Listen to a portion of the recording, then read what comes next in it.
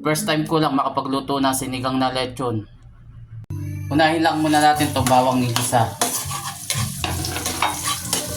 Pag okay na, pwede na natin sunod itong sibuyas. Igisa lang natin ito hanggang sa maging translucent. Tapos yung kamatis. Ito yung unang beses na magluluto ako ng sinigang na lechon. Igisa lang natin ng maigi itong kamatis.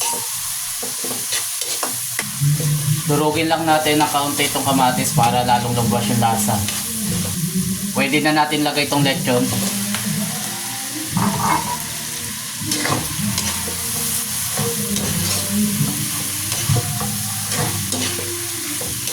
Sangkotsa lang muna natin ng ilang minuto.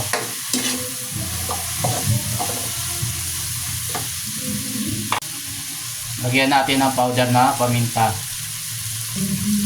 At saka konting patis. Tansya-tansya lang.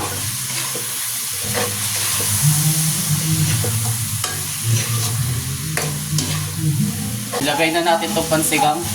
Yan, dinamihan ko na para masarap. Saka lagyan natin ng tubig.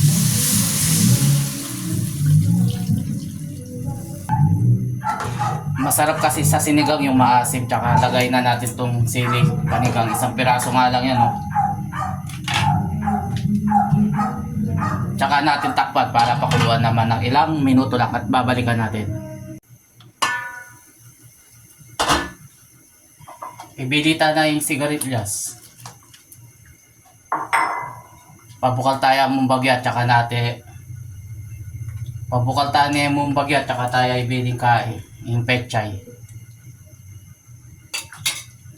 Isunod tayo yung kain pechay.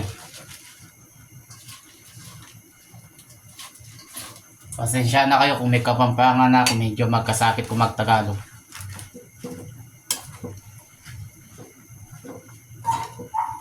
Tapos igogo tayo pa.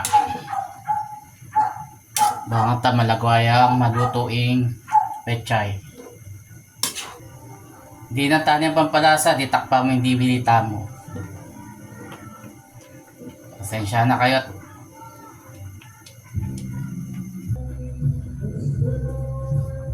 Pwede naman. Pwede na eh.